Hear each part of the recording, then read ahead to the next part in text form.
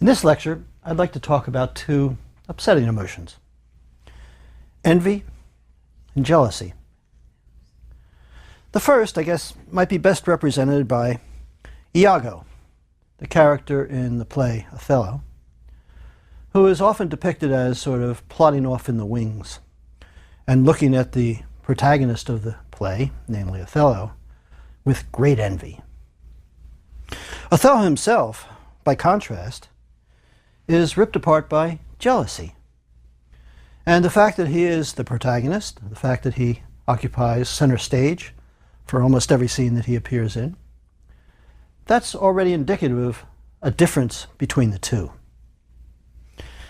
Now, what envy and jealousy have in common is, of course, a great deal. They're both incredibly hostile, negative emotions, but they're also, I would add, double-edged emotions, because they both tend, while aiming at this sort of comeuppance or bringing down the other person, they tend to bring oneself down as well, as evidenced by the fact that both Iago and Othello end up badly. Envy, of course, is historically listed as one of the 7 deadly sins. Now, with many of the 7 deadly sins, I would raise some serious questions. In the last lecture, I talked about pride. And pride is rather dubious as a sin, especially if you compare it, for example, to ancient philosophy and Aristotle, where it's talked about not as a vice or as a sin, but quite the contrary. It's talked about as an obvious virtue. Anger, well, I talked about anger, but I didn't really talk about anger as a sin, quite the contrary. It seems to me all this talk about anger as a negative emotion is, at least to some extent, misplaced. And again, referring to Aristotle, anger is sometimes righteous. One can be dead on. There are cases where you want to say it's even foolish not to get angry. But with envy, I think the 7 sinners have a point. That when Pope Gregory listed envy as one of the 7 sins, it's very hard to raise a defense of envy and to say, no, it's sometimes a virtue, or at least it's not always a vice. Because envy does seem to be wrong at its very heart. Now, a good deal of the 7 deadly sins has to do with the notion of corruption of the self. Now, of course, in Christian theology, what corrupts the self, or what damages the soul, is a great many things. But the way we're talking now, I think what's important is to understand that envy isn't just bad because God disapproves of it, or it makes ourselves look bad in the eyes of God, but just in purely secular terms. Envy is corrosive. It is corrupting of the self, and in many different ways. Just to start, we often talk about the opposite of love. And according to the standard formula, the opposite emotion of love is hate. Well, I don't think so. In fact, hate and love have an awful lot in common, which is one of the reasons why it often flip-flops between the two. You love someone, and you hate them, and you love someone. And they seem to go hand in hand. In fact, it's very hard to love someone all the time without, on occasion, hating them as well. But what if the opposite of love weren't hate, but let's say indifference? Well, that's the difference between having very strong, fond affection for a person, on the one hand, and feeling nothing at all. And it seems to me that's more of an opposition than love and hate. Or, to get to the point, it seems to me one thing you might throw against love is envy. Because love, as I described in a previous lecture, has a lot to do with a sense of we-ness, togetherness, a sense of unity. Even in the very strong metaphysical sense that Aristophanes defends, that love is the completion of a prior whole. But what envy does is it separates us. That when you envy someone, what you do is you push them away. You stand at a distance. You disapprove of them. And so, Iago's position on stage, as I mentioned, is often slinking off into the wings, away from the rest of the action, looking at Othello from a distance. So, just to start, envy is opposed to love in a radical way. Now there's a question about what one is envious about. What I've suggested, but only suggested so far in the earlier lectures, is that every emotion is essentially an engagement with the world. Or to put it in semi-philosophical terms, it has an object or an intentional object. It's about something. But then here we get into an interesting question. What is the something that envy is about? Is it about the other person? Well, it's not just about the other person. I might envy someone in a great many ways. They're richer than I am, they're more powerful than I am, they're much better looking than I am, they're younger and healthier than I am. But nevertheless, what I envy is not them as such. What I envy is their wealth, their power, their looks, their age, their health, and so on. So one might say that what I envy is the property or the possession of the other. And that's very different. But of course, it's not just envying that, because I don't envy wealth in general. I don't envy health in general. What I envy is that person's wealth, that person's health. So right away there's a kind of question about what is it that one envies? And this is by no means a trivial question, because a lot of it has to do with the very personal nature of envy. That it's not just, I want wealth and he has it, but I envy his wealth, and my attitude towards him is defined that way. Now, one of the reasons why envy is corrupting, why it's so corrosive, is because in a straightforward sense it's illegitimate. If you win the prize, which I in fact had earned, I don't envy you. I will certainly have negative response to you. I might be angry with you. I might be any number of things, including jealous. But I'm not envious. Why? Because I have no right to that. If I envy you because you're younger and healthier than I am, there's a sense in which I don't deserve youth and health. Maybe because I'm not taking care of myself. Or maybe I've had my youth and now I'm past it, so this is just the way life is. But in any case, one doesn't say that I'm envious of something that I deserve. What one envies is something that one doesn't deserve. And this is going to be one of the sharp contrasts with jealousy. Because in jealousy, you want what the other person has, perhaps, but there's also a sense in which it's yours, and you deserve it. And that's what I want to come back to. So, envy, to start with, is corrosive because it's antithetical to love, and for that matter, friendships and any other close relationship. It separates people. It sort of brings them back into themselves in a particularly insidious way. It is very personal and hostile, and it's illegitimate because there's a sense in which what you envy, you don't deserve. You have no right to it. However, there were some important studies done, and these were in the sort of heyday of 20th century capitalism, when people would go way out on a limb to defend not just capitalism, but along with its rather dubious psychological properties, for example, selfishness. But envy was, at that point, sort of highly praised too, and in the following way. Think about a lot of advertisements that you see on television or hear on the radio. And a lot of them are sort of comparisons or contrasts between you and your neighbor, or between the person on the screen and his or her neighbor.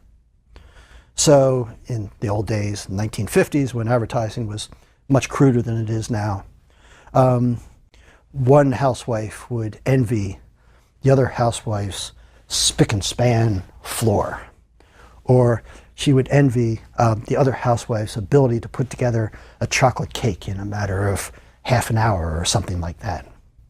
And all this was with the intention of using envy to get people to want things.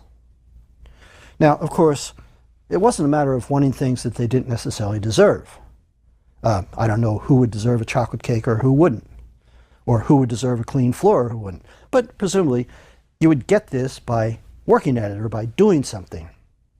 But what this did was it raised the status of envy from a straightforward vice and something corrupting to something that acted as a kind of engine of capitalism, something that pushed consumerism. And it was on the basis of invidious comparisons between what we have and what the other person has that consumerism was put forward. There was a German philosopher named Helmut Schuch who defended exactly this thesis at great German length. But the idea was that envy is important for capitalism. It's not a vice, but it's something that we should encourage. Now, of course, this points to something else that's very problematic about envy. Not only does it destroy relationships and put other people at a distance, but what it also does is it makes us unhappy with what we have. So it's not as if one just sort of has dirty floors. And it's not as if one simply has an older car. But it's rather that we are made to want things just on the basis of these invidious comparisons because our neighbor has it. So it sets up this kind of conflict, but it also sets up a kind of dissatisfaction. And I still hear people all the time saying, what capitalism depends on is dissatisfaction. That capitalism is always about growth and wanting more. There's an old line in a great Humphrey Bogart movie, Key Largo, in which Edward G. Robinson plays the sort of gangster.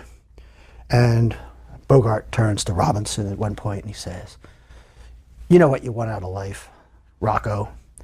And Rocco says, "What do I want out of life?" And Bogart says, "You know what you want.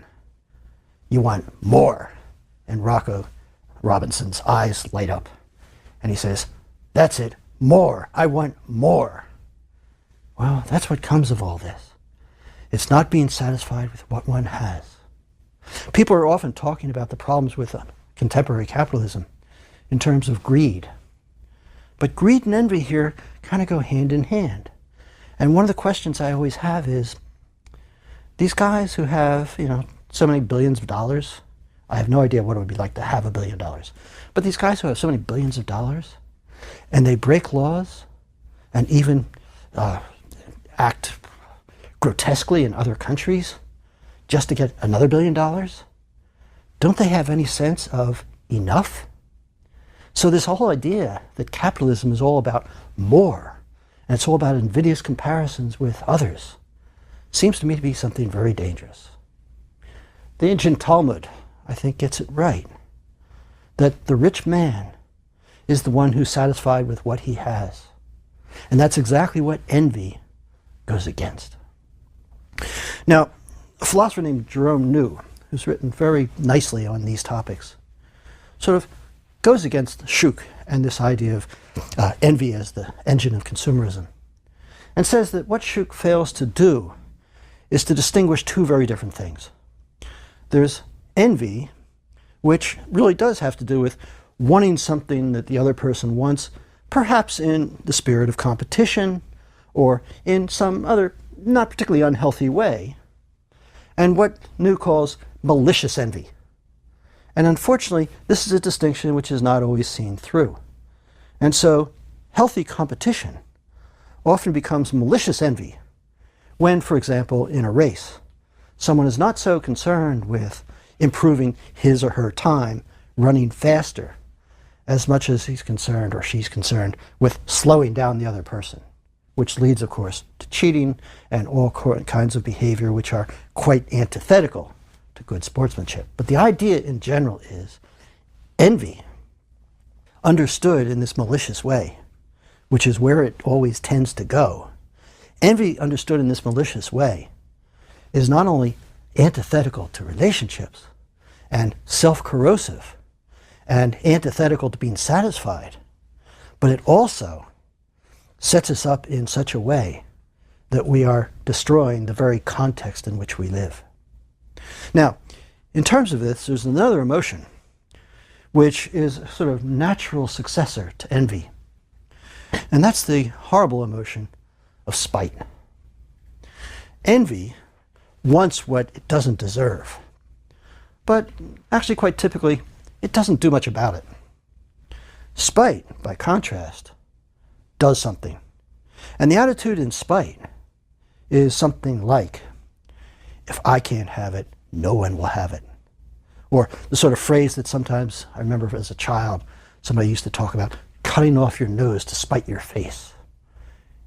When you think about it, it's a really horrible image.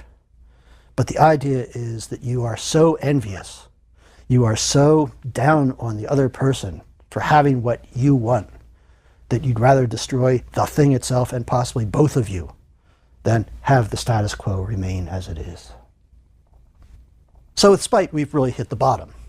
Spite is the sort of outer edge of envy. It is where envy as a vice, envy as corrosive, becomes most explicit. So let's turn to jealousy. What about Othello?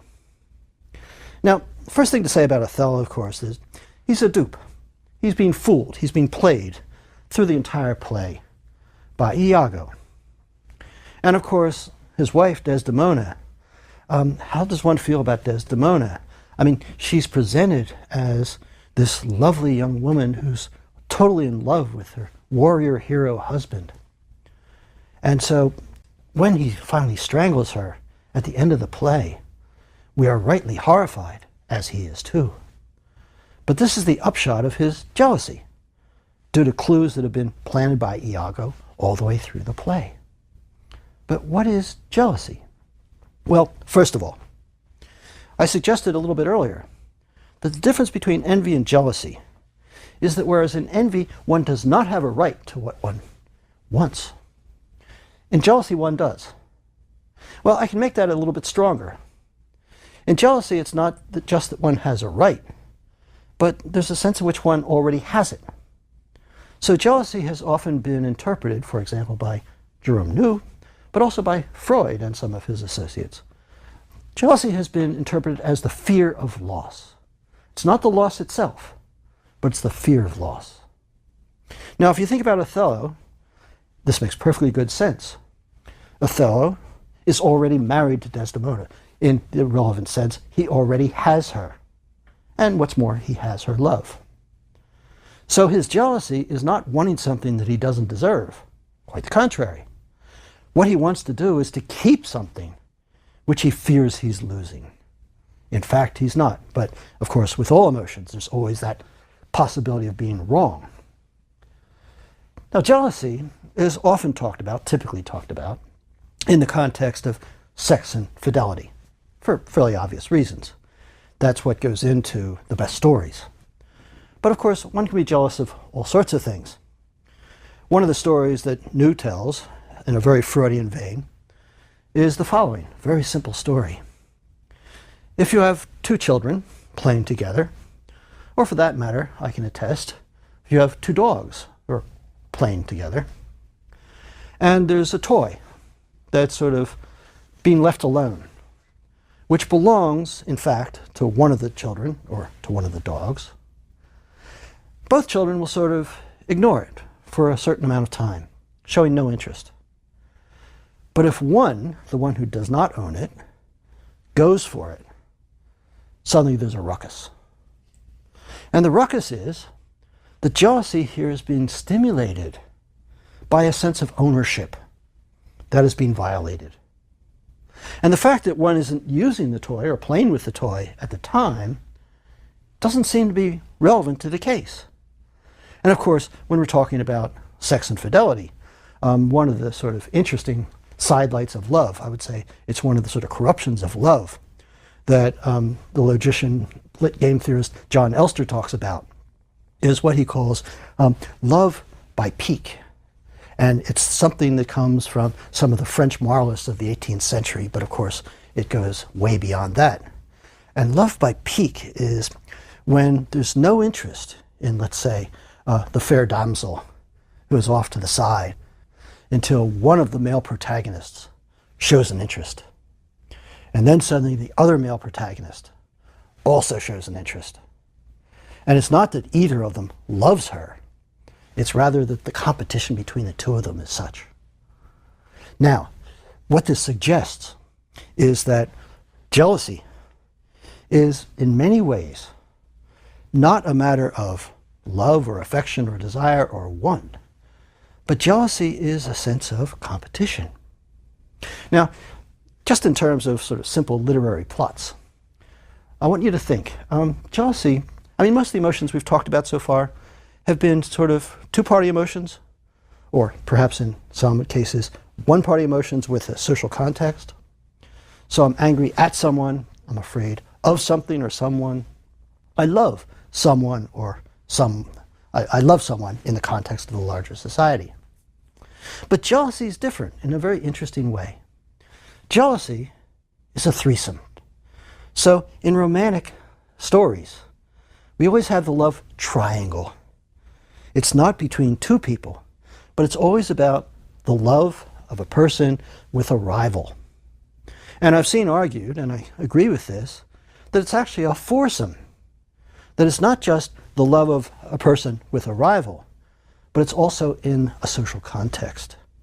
So there's this ancient notion of the cuckold, for example, in Italian dramas, where the cuckold is a cuckold not just by virtue of the fact that his love or spouse is being taken away by another, but in terms of his embarrassment and humiliation in the larger society. So jealousy is very clearly a social emotion in that sense.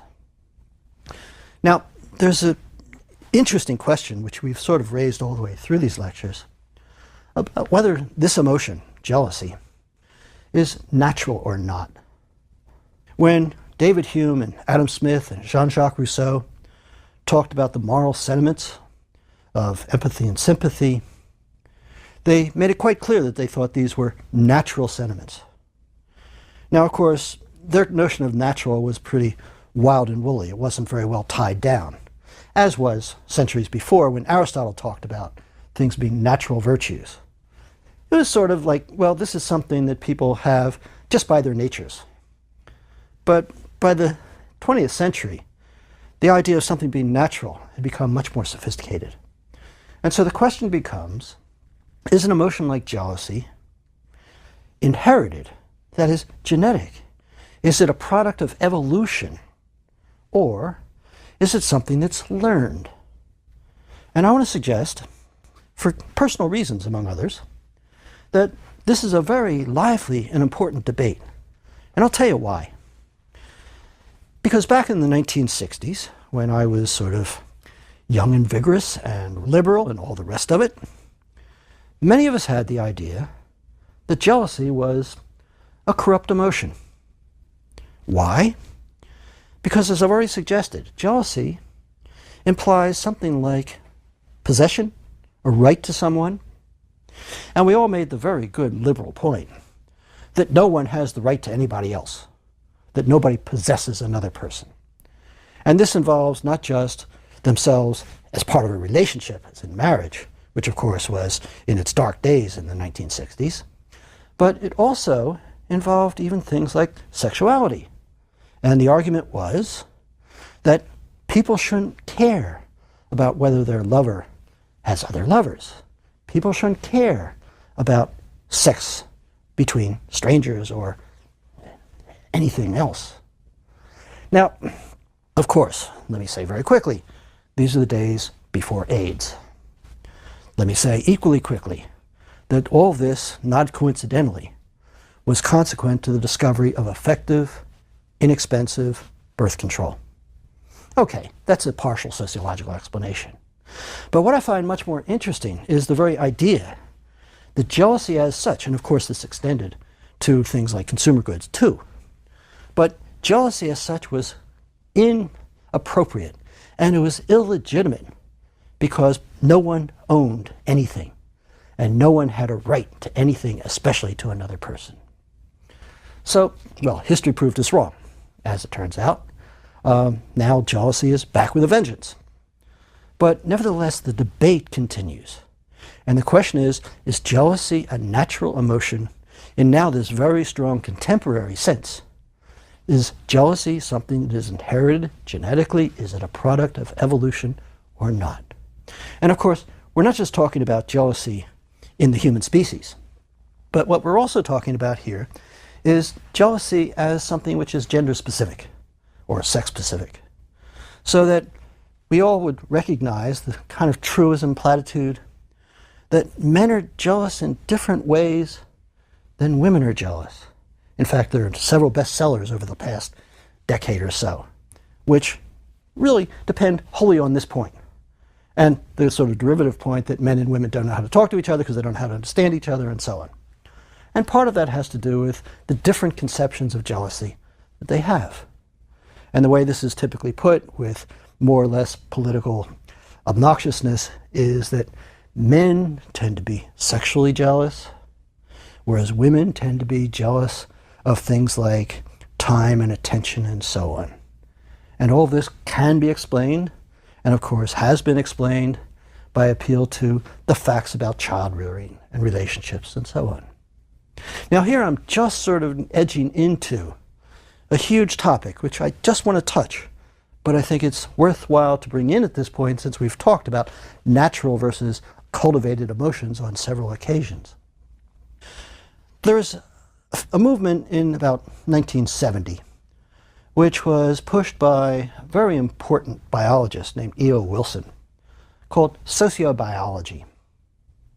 And sociobiology was the thesis, which on the face of it is very plausible in the sort of wake of Darwin. The thesis that different psychological features of human beings evolved according to evolution, and these are very much akin to the evolution of similar features in what you might call the lower animals, and so that such traits as being selfish or being caring to one's kin or caring to one's offspring, these are things that can be explained very clearly through sociobiology, through evolution, because these are of advantage to not just the individual, but to the species as a whole. And of course, there are huge arguments about how that works. But sociobiology is, in a way, ancient history by contemporary standards. It's been replaced by something which is equally controversial, but based on an equally plausible idea. And that idea is evolutionary psychology. And to put it in a nutshell, evolutionary psychology is the idea that at least some psychological traits of human beings are not just a byproduct, are not just happenstance, but at least some psychological traits are part of the evolutionary story. Now, of course, this raises huge questions. I want to sort of focus in on one emotion in particular as one particular such feature, and that's jealousy. One of my colleagues, in fact a former student named David Buss, has risen to considerable prominence on the thesis that jealousy in particular is a product of evolution. And also that not just jealousy as a human feature, but the particular differences in jealousy between males and females, very much along the lines that I described a moment ago. But this raises some huge questions, which I just want to add to the conversation without trying to answer them here. And they have to do with whether a particular emotion, say jealousy, can be, as they say, selected for. Because there's an assumption that now everyone in the wake of Darwin accepts. And that is that if we've got a psychological feature, and especially if it turns out to be universal, which itself is a controversy, but if we find it everywhere, then the question is, there must be some explanation, so what is it? And evolution is obviously one of the candidates. Nevertheless, it's perfectly possible that jealousy is a byproduct of some other general feature, or it's an application of something else that may or may not be the product of evolution.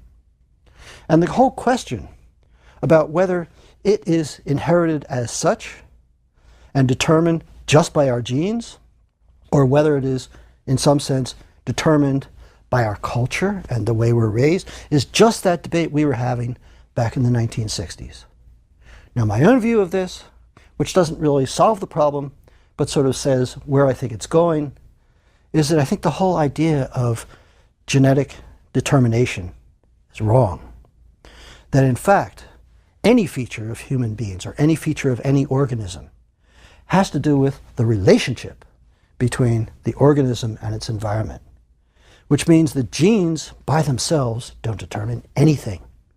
But what genes do is, in the context of an environment, then they have great power, but part of that environment, of course, is society. So whether jealousy is a natural emotion or not, I don't know.